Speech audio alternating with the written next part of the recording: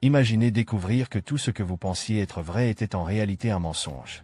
Votre vie est sur le point de changer pour toujours.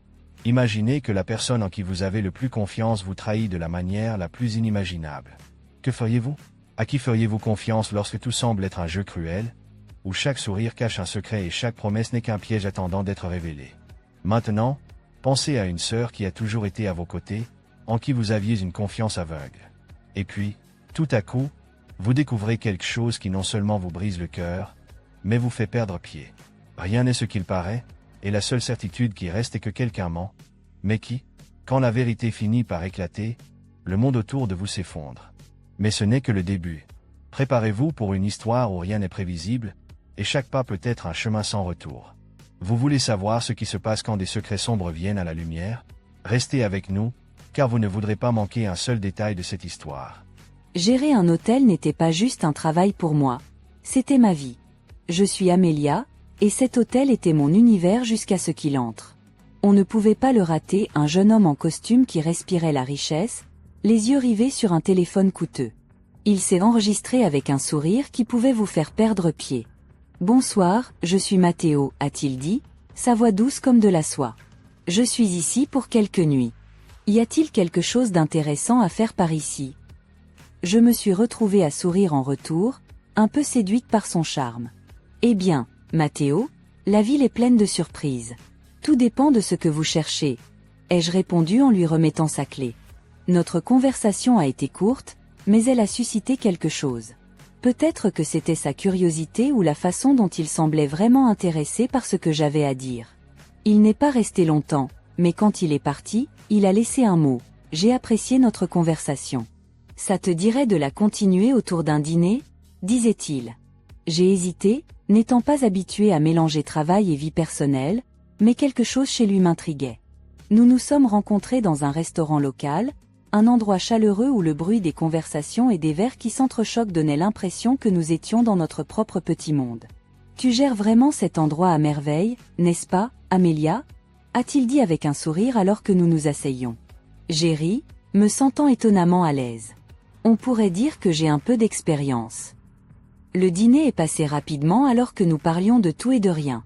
Il semblait être un livre ouvert, partageant des histoires de ses voyages et de ses investissements. Lorsque la conversation s'est tournée vers moi, je me suis retrouvée à m'ouvrir plus que d'habitude. Je lui ai parlé de la perte de mes parents, du fait qu'il n'y avait que moi et Daphné contre le monde depuis mes 23 ans. C'est beaucoup apporté, Amélia. Tu dois être incroyablement forte, a-t-il dit, ses yeux montrant un mélange d'admiration et quelque chose que je ne pouvais pas tout à fait comprendre. J'ai haussé les épaules, disant, on joue tous la main qu'on nous donne, n'est-ce pas? Daphné a été ma priorité. Nos parents nous ont laissé un petit quelque chose, et j'ai été prudente avec, le faisant grandir petit à petit. Il acquiesca, pensif. C'est impressionnant. Tu as la tête sur les épaules. Au fur et à mesure que la nuit avançait, je me suis rendu compte que je n'avais pas autant ri depuis longtemps. Mais quand j'ai essayé d'en savoir plus sur lui, sur sa famille, il a habilement changé de sujet. Mes parents et moi ne voyons pas les choses de la même manière. Disons simplement qu'ils ont leurs idées sur la vie, et moi les miennes, dit-il, une ombre traversant son visage. Je n'ai pas poussé pour plus de détails. Nous avons tous nos histoires et nos cicatrices. Alors que la soirée touchait à sa fin, j'ai réalisé que je ne voulais pas qu'elle se termine. Il y avait quelque chose chez Matteo qui me faisait me sentir vivante comme je ne l'avais pas ressenti depuis des années. La vie avec Matteo ressemblait à un tourbillon, chaque jour apportant quelque chose de nouveau. Chaque moment ensemble était rempli de rires et de rêves sur l'avenir. Il avait une manière de rendre l'ordinaire spécial, transformant de simples dîners en nuits inoubliables. Matteo, je n'arrive toujours pas à croire à quelle vitesse tout se passe, dis-je un soir alors que nous étions assis dans notre petit café préféré, celui avec des lumières tamisées et des coins confortables. Il a tendu la main et a pris la mienne. Amélia, quand quelque chose semble juste, pourquoi attendre? Je n'ai jamais été aussi sûre de quelque chose dans ma vie, a-t-il dit en me regardant avec une intensité qui m'a donné des frissons. Je sais, ai-je répondu, mais tout va si vite. C'est beaucoup à assimiler. Il a doucement serré ma main. Je comprends, mais fais-moi confiance, Amélia. Je suis ici pour le long terme. Je veux construire une vie avec toi, un avenir. Et je veux commencer en faisant de notre jour de mariage le jour le plus mémorable de nos vies. La façon dont il parlait de notre mariage, avec tant de passion et de certitude, rendait difficile de ne pas se laisser emporter par son excitation. Il a décrit un jour si beau et somptueux qu'il m'a coupé le souffle. Imagine-le, Amelia, une cérémonie que personne n'oubliera, une célébration de notre amour. Ça va être parfait. Il a dit, sa voix pleine d'excitation, et la lune de miel. J'ai demandé, un peu curieuse et nerveuse.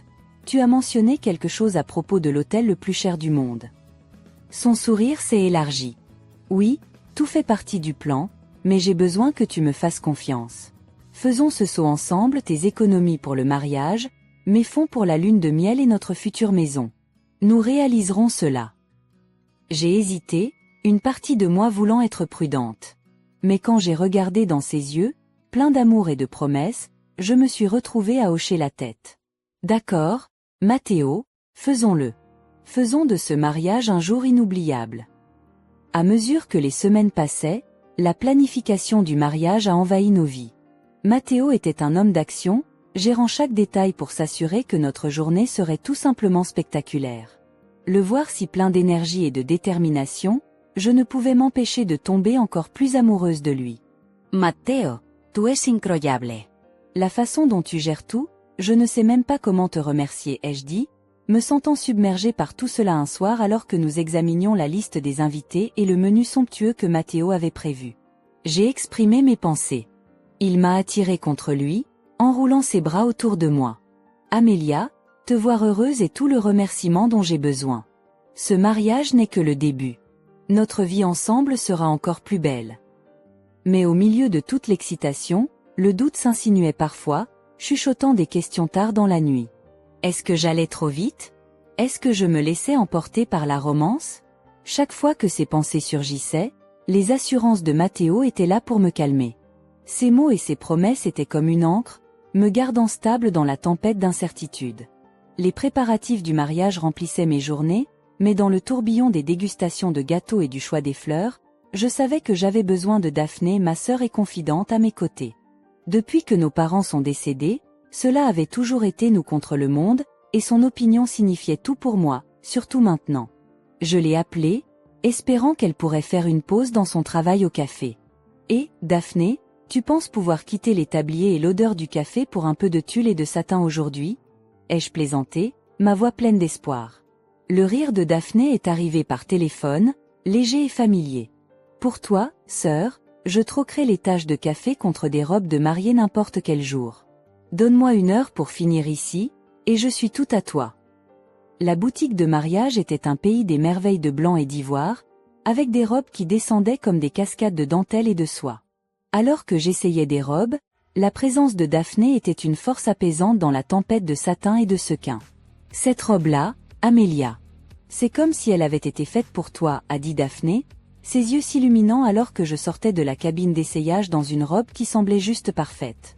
Je me suis regardée dans le miroir, la robe épousant chaque courbe et tombant jusqu'au sol en tissu doux. Tu penses?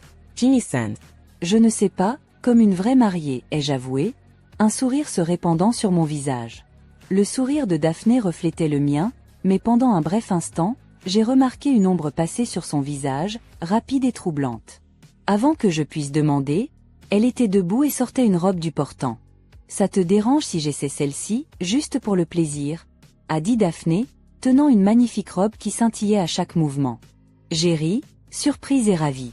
Tu prévois de t'enfuir, ou est-ce qu'il y a un homme mystérieux que tu m'as caché? Le rire de Daphné, habituellement si insouciant, avait un soupçon de quelque chose que je ne pouvais pas tout à fait saisir. Oh, Amelia, tu me connais, toujours demoiselle d'honneur, jamais mariée. Mais une fille peut rêver, non? Daphné plaisanta, bien que ses yeux se soient rapidement détournés, cachant quelque chose. La journée s'est poursuivie avec un mélange de rire et de chuchotements de soie, mais l'humeur de Daphné semblait changer soudainement. Son moi habituellement pétillant a été remplacé par des moments de distraction. Tout va bien, Daphné? Tu sembles un peu décalée aujourd'hui, ai-je demandé doucement, inquiète de son comportement. Elle a rapidement écarté la question, agitant la main comme pour effacer mes préoccupations. Ce n'est rien, vraiment, juste le chaos au café. Tu sais comment c'est, Daphné m'a assuré, mais son sourire n'a pas vraiment atteint ses yeux. En quittant la boutique de mariage, le poids de ce qu'elle cachait semblait flotter entre nous, créant une tension que nous ne pouvions pas tout à fait naviguer. Je voulais croire que c'était juste le stress d'avant le mariage ou peut-être un problème avec un client difficile, mais au fond de moi, je sentais que c'était quelque chose de plus. Cette nuit-là, alors que je m'allongeais dans mon lit, l'excitation de trouver la robe parfaite était éclipsée par mon inquiétude pour le comportement de Daphné. Elle avait toujours été un livre ouvert pour moi, mais maintenant, c'était comme s'il y avait des pages que je ne pouvais pas lire, des mots cachés à ma vue. À l'approche du jour du mariage, la joie que j'aurais dû ressentir était mêlée à un sentiment croissant d'inquiétude. Daphné et moi avions toujours tout affronté ensemble, mais maintenant, il semblait y avoir un fossé entre nous, rempli de secrets et de questions sans réponse. Je ne savais pas que les réponses à ces questions allaient bouleverser mon monde. Cela semblait être un jour ordinaire, du moins je le pensais, jusqu'à ce que Matteo laisse son téléphone vibrer et l'oublie sur le comptoir de la cuisine. En rangeant l'appartement, les notifications constantes me harcelaient, un rappel persistant que quelque chose n'allait pas. Le téléphone n'était même pas verrouillé, ce qui m'a surprise. Mais cela n'était rien comparé au choc que j'ai ressenti quand je l'ai ouvert. Les messages entre Matteo et Daphné m'ont frappé comme un coup de poing dans l'estomac. Chaque mot était une trahison, déchirant mon cœur. Ils n'avaient pas seulement une liaison. Ils prévoyaient de me mettre de côté comme si je ne comptais pas, comme si toutes ces années de fraternité avec Daphné ne valaient rien pour eux. J'ai lu et relu le message de Daphné, celui où elle avouait être enceinte de Matteo. Les mots sont devenus flous alors que des larmes remplissaient mes yeux. Je n'arrive pas à croire que nous avons réussi. Elle est tellement naïve, croyant à chaque mensonge. Et maintenant, avec le bébé, nous pouvons enfin être ensemble, comme prévu. Le monde autour de moi semblait tourner, un tourbillon de mensonges et de trahisons. La réponse de Matteo était tout aussi cruelle, déclarant son amour pour Daphné et son excitation à me voir humiliée, expulsée de mon propre mariage. Elle n'est qu'une vache à lait naïve. J'ai hâte de me débarrasser d'elle et de commencer notre vraie vie ensemble. Ce mariage sera parfait, grâce à son argent, écrivait-il. Je suis resté là, le téléphone lourd dans ma main, une tempête d'émotions rageant en moi, trahison, colère, incrédulité. Mais par-dessus tout, une froide détermination a commencé à prendre racine. Ils pensaient qu'ils pouvaient m'utiliser et me jeter comme si je n'avais pas d'importance, mais ils avaient tort. Je leur montrerai le prix de sous-estimer Amelia Anderson. Quand Matteo est revenu, son attitude insouciante m'a semblé une gifle. « Et, chérie, ai-je manqué des appels importants ?» a-t-il demandé avec désinvolture en reprenant son téléphone.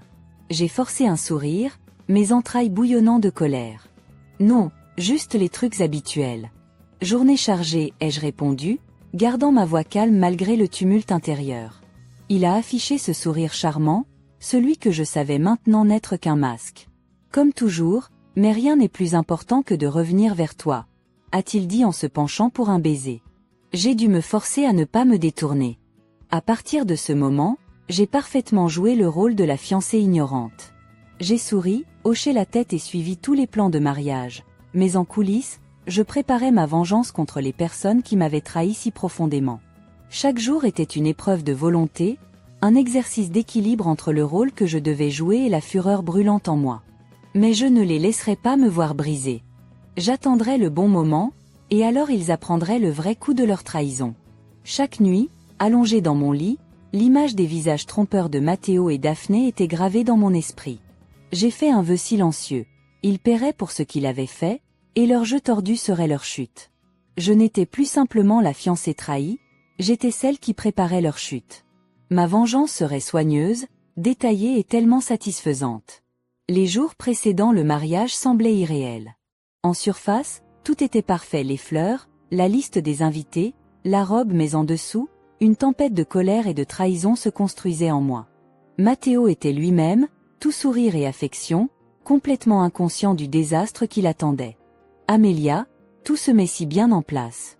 Ce mariage va faire parler de lui, a-t-il dit un soir alors que nous examinions les derniers détails. J'ai hoché la tête, mon sourire poli et pratiqué. Oui, ce sera un jour à se souvenir, ai-je répondu, avec un sens qu'il ne pouvait pas comprendre. Faire face à Daphné était plus difficile. La sœur que j'avais autrefois aimée et protégée était maintenant une étrangère pour moi, chacun de ses mots et actions un rappel de sa trahison. Mais j'ai gardé mon masque, prétendant être la sœur aimante qui ne savait rien du couteau qu'elle m'avait planté dans le dos. Amélia, tu gères tout si bien. Je ne sais pas comment tu fais, a dit Daphné un jour alors que nous finalisions les arrangements de table. Je l'ai regardée, la sœur que je pensais connaître, et j'ai forcé un rire. Oh Daphne, tu m'y connais. J'ai toujours eu le don d'organiser le chaos, ai-je dit, l'ironie n'étant pas perdue pour moi. À l'approche du jour du mariage, la tension devenait presque insupportable, comme marcher sur une corde raide avec une précision méticuleuse. Le téléphone de Matteo était maintenant toujours près de lui, ses conversations chuchotées et pressées. Mais cela n'avait pas d'importance, je savais déjà assez. Le matin du mariage était clair et lumineux, un jour parfait pour un beau désastre. Alors que je me préparais, le reflet dans le miroir montrait une mariée sereine et composée, mais derrière le voile et le maquillage se cachait une femme en mission, n'étant plus un pion dans le jeu de quelqu'un d'autre. Daphné est en retard, hein? Matteo a remarqué avec désinvolture en ajustant sa cravate. J'ai rencontré son regard dans le miroir, mes yeux ne révélant rien. Oui, mais elle sera là. Elle ne manquerait ça pour rien au monde, ai-je répondu, le double sens clair dans ma voix. Il a hoché la tête, ignorant la tension sous la surface. Eh bien, elle a toujours été un peu imprévisible, mais aujourd'hui, c'est à propos de nous, Amélia, notre nouveau départ. Je me suis tournée pour lui faire face, mon sourire un chef-d'œuvre de calme. Oui, Matteo. Un nouveau départ, en effet, ai-je dit, me préparant pour ce qui allait se passer. Alors que je marchais dans l'allée, les yeux des amis et de la famille étaient sur moi, inconscients de la tempête qui se préparait sous la surface. Je savais que c'était le calme avant la tempête, et le moment de vérité était arrivé. Les vœux étaient prêts, les invités regardaient, et tout était en place. Il était temps que la vérité éclate et que le véritable spectacle commence. Debout à côté de Matteo devant le prêtre, mon cœur était un mélange d'espoir et de peur. Les vœux, une promesse d'éternité, allaient être brisés de la manière la plus brutale. Les invités, inconscients de la tempête qui se préparait, nous regardaient avec des sourires et des yeux embués de larmes. Mais alors quelque chose d'inimaginable s'est produit. Daphné, habillée d'une robe de mariée comme la mienne, a descendu l'allée en trombe. Ses yeux ont croisé les miens, non pas avec l'amour d'une sœur, mais avec une froide détermination qui m'a glacée. « Écarte-toi, Amélia. C'est moi qui mérite d'être ici. Matteo même, et l'enfant que je porte est le sien », a déclaré Daphné, sa voix coupant le silence stupéfait. La salle a éclaté en murmures et exclamations, alors que les invités se regardaient dans la confusion et l'incrédulité. Matteo, au lieu de montrer du choc ou du regret, a éclaté d'un rire joyeux, sa vraie nature transparaissant à travers sa façade soignée. « Bien dit, Daphné. Amélia, tu as été une bonne hôtesse, mais c'est ici que ton rôle s'arrête. Pourquoi ne rejoindrais-tu pas le public ?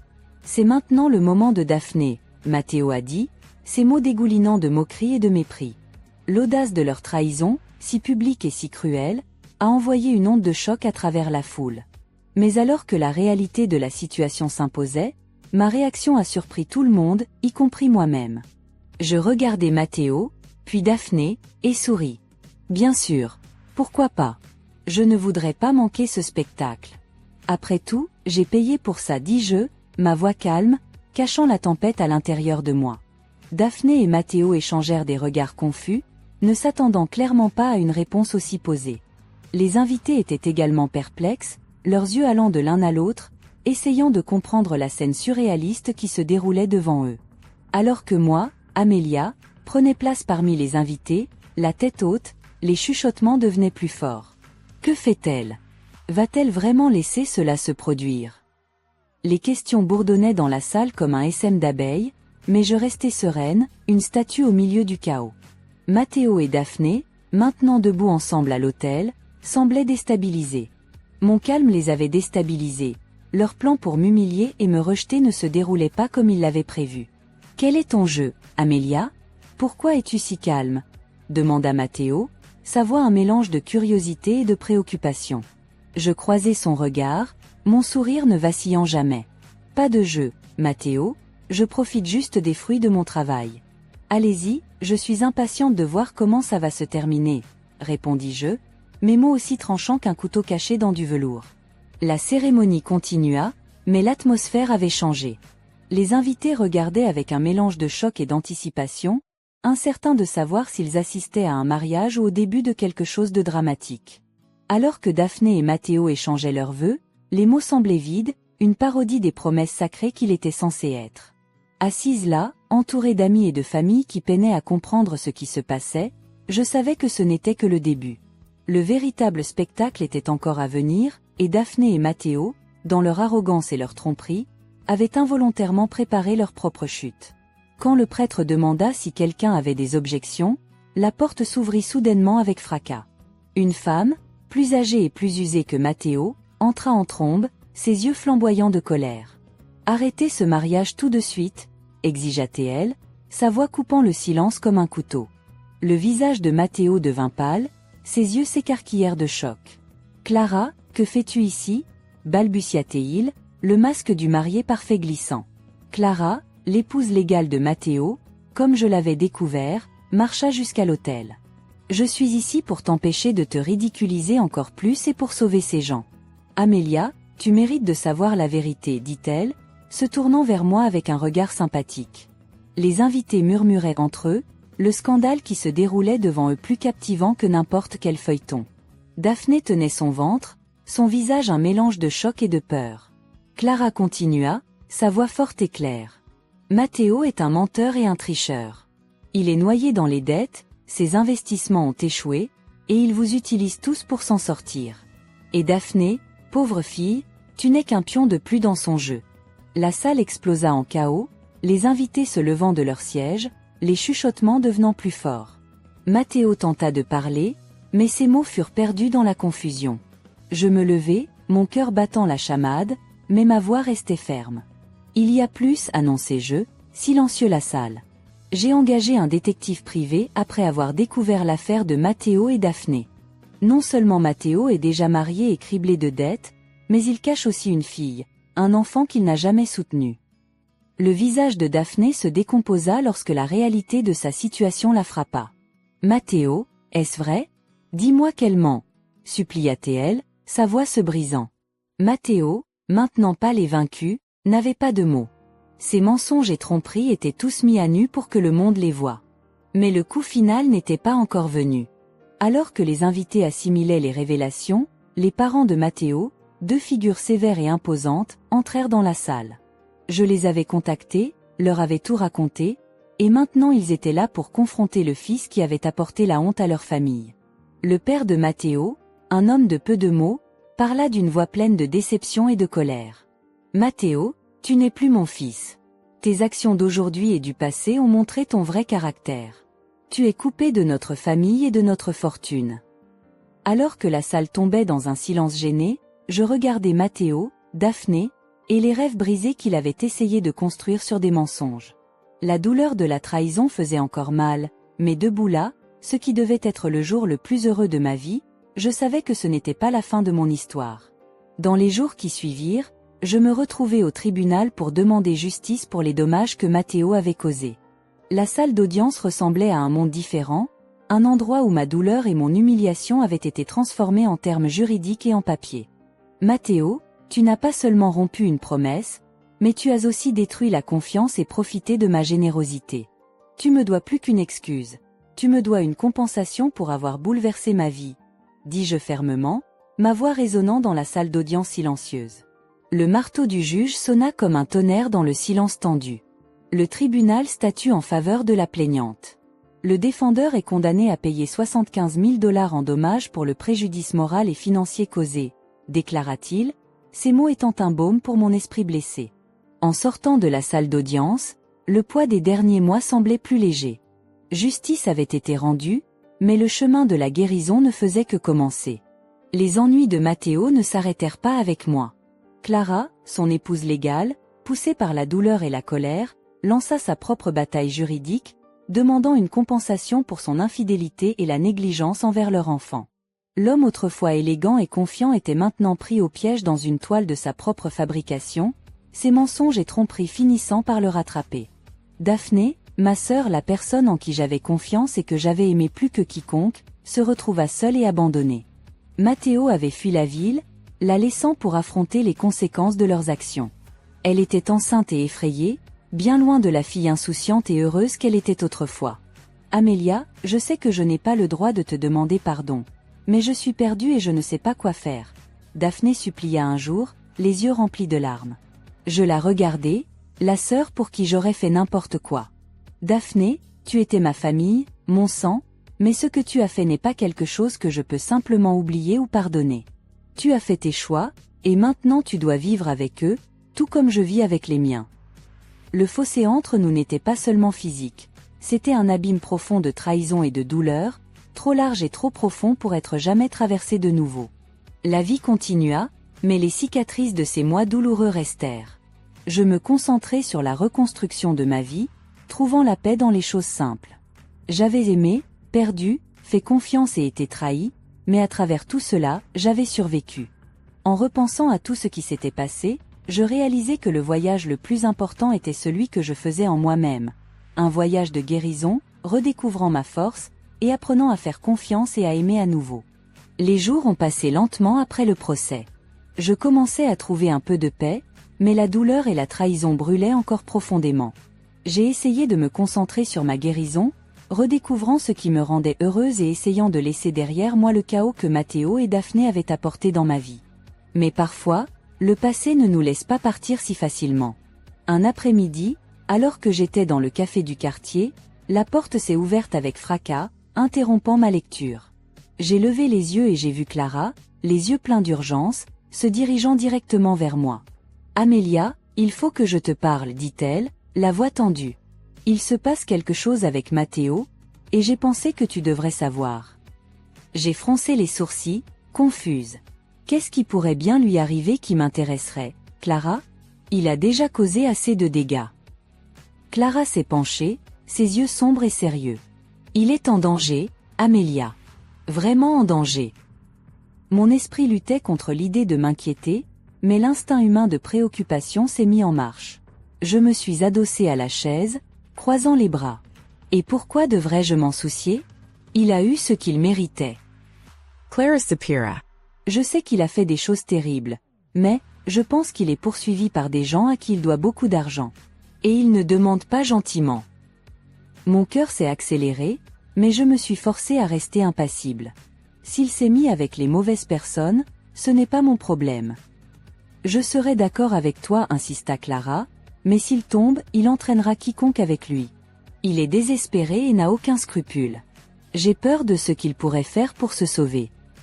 Cela m'a fait réfléchir. Clara avait raison, Matteo était le genre de personne qui ferait n'importe quoi pour se protéger. S'il était acculé, qui sait ce qu'il pourrait faire? Qui d'autre pourrait-il blesser? Tu penses qu'il va essayer de venir après moi? Demandai-je, essayant de cacher l'anxiété dans ma voix. Clara hocha la tête. Peut-être. Ou Daphné. Il ne se souciera pas de qui il blesse, tant qu'il s'en sort. Je me suis levée, mon esprit tournant avec les implications. D'accord, qu'est-ce que tu suggères que nous fassions? Nous devons le trouver avant qu'il ne le fasse. Si nous pouvons le convaincre de se rendre ou au moins de se cacher où ces gens ne le trouveront pas, peut-être pourrons-nous éviter plus de dégâts. Même détestant l'idée d'aider Matteo, je savais que Clara avait raison. Et une partie de moi, bien que réticente, ne voulait pas que Daphné soit encore plus blessée, même si elle m'avait trahi. Allons-y alors, dis-je en prenant mon sac. Mais cela ne signifie pas que je lui pardonne. Je fais ça pour moi-même, pour me protéger et protéger toute autre personne qu'il pourrait impliquer dans son désordre. Clara et moi avons commencé à chercher Matteo. D'abord, nous sommes allés à la dernière maison qu'il avait louée. Elle était déserte, à l'exception de quelques signes d'un départ précipité. Des vêtements éparpillés sur le sol, une valise ouverte, des papiers éparpillés. Tout semblait indiquer que Matteo avait fui à la hâte. Je me suis dirigée vers une table et j'ai vu une pile de courriers non ouverts. En les feuilletant, j'ai remarqué plusieurs lettres de recouvrement avec des menaces de plus en plus sévères. Il ne faisait aucun doute qu'il était en difficulté. Clara fouillait la chambre pendant que j'examinais la cuisine. Il a toujours été terrible avec l'argent, mais c'est quelque chose de complètement différent, murmura-t-elle, tenant un bloc-notes. Ici, regarde ça. Elle me tendit le bloc-notes. Il était rempli de griffonnage frénétique, de noms, de numéros et de phrases qui ressemblaient à des codes. Au milieu de tout ce désordre, un nom se démarqua, Eric. En dessous du nom, une phrase me fit geler, « Rencontre-moi à l'ancienne usine à 22 heures. » « Tu penses que c'est un piège ?» demandai-je en regardant Clara. « Probablement, répondit-elle. Mais c'est le seul indice que nous ayons. Nous devons découvrir qui est cet Eric. » Alors que nous retournions à la voiture, mon esprit était en désordre. Pourquoi est-ce que je m'impliquais là-dedans? Mais quelque chose en moi devait savoir comment cette histoire se terminerait. Ce soir-là, Clara et moi nous sommes garés à une certaine distance de l'ancienne usine mentionnée dans le bloc-notes de Matteo. L'endroit semblait abandonné, avec des fenêtres brisées et des graffitis couvrant les murs. Je sentais mon cœur battre plus vite à chaque pas que nous faisions. Je pouvais sentir le danger dans l'air. « Es-tu sûr de vouloir faire ça ?» demanda Clara, s'arrêtant un moment. « Nous pouvons encore retourner et appeler la police. »« Non, dis-je fermement. Nous devons découvrir ce qui se passe. » Nous nous sommes cachés derrière quelques barils, observant l'entrée de l'usine. Il ne fallut pas longtemps pour qu'une silhouette familière apparaisse. Matteo, semblant nerveux, regardant autour de lui, comme s'il attendait quelqu'un. Puis, une autre silhouette émergea des ombres, un homme grand et intimidant, avec un regard qui faisait dresser les poils sur ma peau. Cela devait être Eric. « Tu as l'argent ?» demanda Eric, sa voix basse et menaçante. Matteo avala difficilement, secouant la tête. « Pas encore, mais j'ai besoin de plus de temps. Je peux l'obtenir, j'ai juste besoin de plus de temps. » Eric s'approcha, attrapant Matteo par le col. « Plus de temps? Tu te moques de moi, Matteo? Nous t'avons donné tout le temps du monde, et tu nous as juste donné des excuses. Maintenant, tu vas payer, d'une manière ou d'une autre. » La tension dans l'air était palpable. Clara et moi échangeâmes des regards, ne sachant pas quoi faire. Mais avant que nous puissions penser à quelque chose, une voix inattendue interrompit. « Laisse-le partir, Eric. » Daphne. Elle était là, sortant des ombres, son ventre de femme enceinte visible sous la lumière faible. Elle semblait effrayée, mais déterminée. « Daphne. » Matteo cria, mais avant qu'il ne puisse dire autre chose, Eric sortit une arme, la pointant vers elle. « Ah, alors la petite amie trahie veut être l'héroïne. »« Eric Semokwa. Tu penses que tu peux sauver ce déchet? Tu devrais me remercier de faire ce qu'il mérite. » Daphné leva les mains, essayant de paraître calme. « Il a fait des choses terribles, mais personne ne mérite de mourir pour ça. Nous allons résoudre ça d'une autre manière. » Clara et moi savions que nous devions agir. Nous ne pouvions pas laisser cela continuer. Je regardai Clara, qui acquiesça silencieusement. Nous sortîmes toutes les deux de notre cachette, les mains levées. « Arrête !» criai-je. « Eric, nous pouvons t'aider à obtenir ce dont tu as besoin. Mais blesser quelqu'un ici ne résoudra rien. » Eric me regarda, une expression de surprise traversant son visage. « Et qui diable es-tu » ? « Quelqu'un qui veut que ça se termine sans plus de violence, répondis-je. Matteo te doit, et je sais qu'il t'a trompé.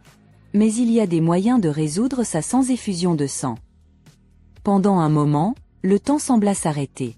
Eric regarda de moi à Matteo, puis à Daphné, puis de nouveau à moi. Puis, il baissa l'arme, bien que son visage soit encore durci par la colère. « Si vous êtes si désireuse d'aider, Eric dit lentement, alors vous avez jusqu'à demain soir pour obtenir l'argent qu'il me doit. Sinon, il n'y aura pas de pitié. » Il lâcha Matteo et recula d'un pas. « Et tiens ta promesse, » grogna-t-il avant de disparaître dans les ombres. Matteo tomba à genoux, respirant lourdement. Daphné courut vers lui, mais il la repoussa, la peur dans ses yeux maintenant mêlée de haine. « Tu aurais dû rester en dehors de ça, » il cria à elle, sa voix chargée de désespoir. Je m'approchai, mes yeux fixés sur Matteo. « Tu as besoin d'aide, Matteo. Et ce n'est pas seulement pour sortir de ce pétrin. Tu dois réparer ta vie, mais tu dois le vouloir. » Il me regarda. Vainku. Je ne sais plus quoi faire. « Alors écoute, dis-je calmement. Tu as jusqu'à demain soir. Nous allons découvrir comment obtenir cet argent et mettre fin à ça une fois pour toutes. » Alors que Clara et moi aidions Matteo à se relever, je savais que je m'impliquais encore une fois dans quelque chose que je n'avais jamais voulu. Mais peut-être, cette fois, il y avait une chance de vraiment clore cette histoire, de finalement laisser le passé derrière. Nous sommes retournés chez moi, où Clara et moi avons commencé à planifier comment nous allions obtenir l'argent que Matteo devait. Il était clair qu'il n'avait plus aucune ressource. Je n'étais pas non plus disposée à mettre mon propre argent là-dedans, mais je savais que nous devions trouver une solution. C'est alors que Clara, qui était restée silencieuse pendant un moment, dit « Et si nous exposions Eric ? Il est clairement impliqué dans des activités illégales. Nous pouvons utiliser ça contre lui. » J. regardai Clara surprise. Tu penses que nous pouvons faire ça ? Ce ne serait pas dangereux. Clara hocha la tête, déterminée. Peut-être, mais il nous a déjà menacés. Que avons-nous à perdre ? Je savais que Clara avait raison.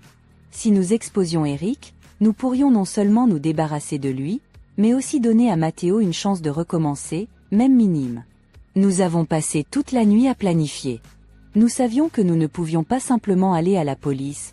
Eric avait probablement beaucoup de contacts et pourrait rapidement découvrir qu'il avait dénoncé.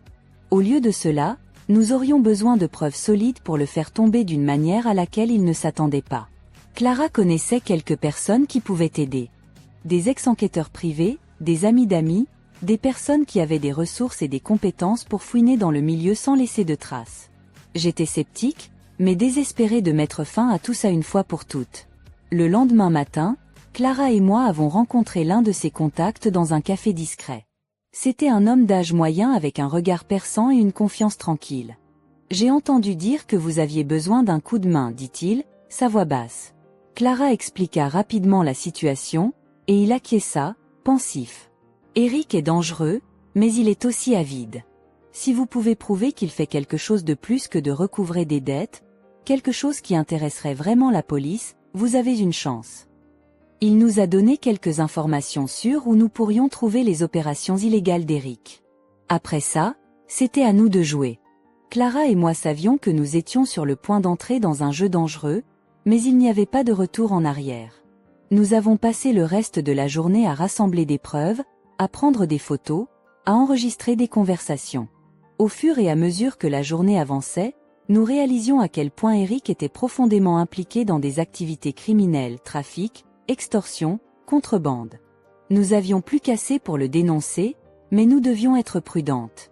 Finalement, avec toutes les preuves en main, nous sommes allés à un commissariat de police dans une autre ville, nous assurant qu'Eric n'avait pas de contact là-bas. Nous avons tout remis anonymement, espérant que ce serait suffisant pour lancer une enquête. Avec le cœur lourd, je suis retournée chez moi et j'ai attendu. Je savais que la police agirait, mais je ne savais pas ce qui se passerait ensuite. Parfois, la vie nous surprend avec des défis que nous n'aurions jamais imaginé affronter. Ce qui est arrivé à Amelia en est un exemple clair. Elle faisait confiance aux personnes les plus proches d'elle, sa sœur et l'homme qu'elle aimait, pour découvrir qu'elle vivait au milieu d'un réseau de mensonges et de trahisons.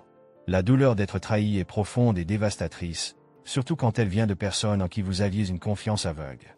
Mais, comme nous l'avons vu dans l'histoire d'Amelia, même dans les moments les plus sombres, il y a une chance de trouver la force, la rédemption, et finalement, la paix.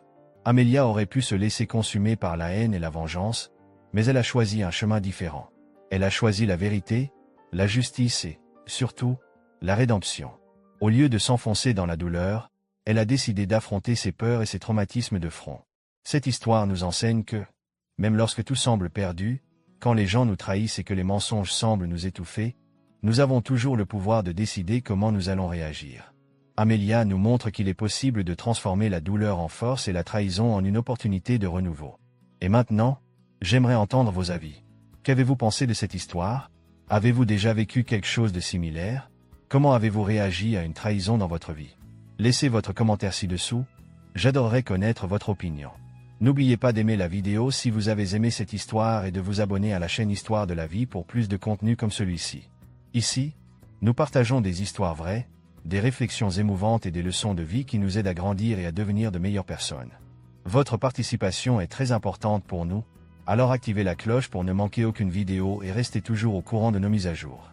L'histoire d'Amelia nous enseigne plusieurs leçons précieuses. Tout d'abord, nous ne devons jamais sous-estimer notre force intérieure. Amelia aurait pu se laisser abattre par les circonstances, mais elle a choisi de se lever et de se battre. Cela nous montre que, même lorsque nous faisons face à l'inattendu, nous pouvons toujours trouver la force de continuer. Une autre leçon importante concerne l'importance de la vérité et de l'honnêteté. La trahison qu'Amélia a affrontée était douloureuse, mais la vérité a été libératrice pour elle. Au lieu de vivre dans le mensonge, elle a choisi d'exposer la vérité et de commencer à guérir son cœur, même si cela signifiait affronter encore plus de douleur au début. De plus, l'histoire nous rappelle l'importance du pardon, pas nécessairement de pardonner les autres immédiatement, mais de nous pardonner à nous-mêmes d'avoir cru au mensonge et d'avoir fait confiance aux mauvaises personnes. Amélia a dû passer par un processus d'acceptation de soi et d'apprentissage, comprenant que l'erreur des autres ne définit pas qui elle est, mais plutôt sa réponse à ses erreurs. C'est un puissant rappel que nous sommes tous plus forts que nous ne le pensons et que nos expériences, aussi douloureuses soient-elles, peuvent être des sources de croissance personnelle. Et enfin, mais non des moindres, l'histoire d'Amélia nous rappelle qu'il n'est jamais trop tard pour recommencer. Même quand tout semble perdu, il y a toujours une nouvelle opportunité qui nous attend. La vie est pleine de hauts et de bas, mais chaque obstacle est une chance d'en apprendre plus sur nous-mêmes et sur les autres. Et maintenant, je veux partager avec vous un message très spécial basé sur l'évangile de Jean 3h16, qui dit « Car Dieu a tant aimé le monde qu'il a donné son Fils unique, afin que quiconque croit en lui ne périsse point, mais qu'il ait la vie éternelle. » Ce verset nous parle de l'immense amour de Dieu pour chacun de nous. Un amour si grand qu'il était prêt à sacrifier son propre Fils, Jésus-Christ, pour nous sauver. Tout comme Amélia a trouvé une nouvelle chance de recommencer, nous avons tous la possibilité d'expérimenter un nouveau départ en Jésus-Christ. Peu importe ce que vous avez fait dans le passé, quelles erreurs vous avez commises ou quelles trahisons vous avez subies. Dieu est toujours prêt à nous accueillir, à nous pardonner et à nous donner une nouvelle vie. L'amour de Dieu est inconditionnel et éternel. Il ne nous aime pas pour ce que nous faisons, mais pour ce que nous sommes, ses enfants. Jésus est venu dans ce monde pour nous montrer le chemin de la vérité, de l'amour et du salut. Il nous offre le pardon et une vie nouvelle, pleine d'espoir et de but. Tout ce que nous avons à faire, c'est ouvrir nos cœurs et accepter Jésus comme notre Sauveur.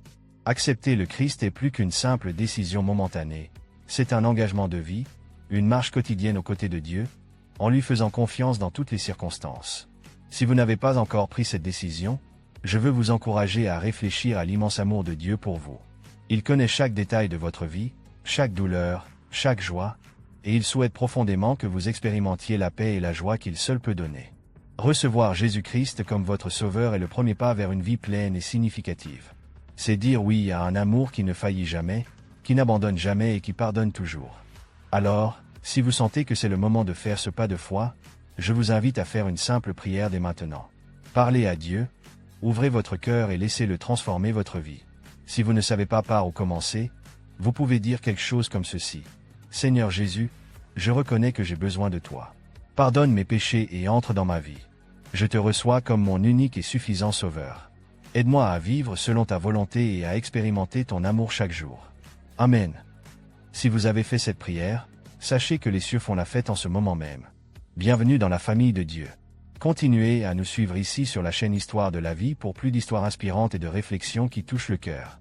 Et rappelez-vous toujours, vous êtes aimés, vous êtes précieux, et Dieu a un plan incroyable pour votre vie.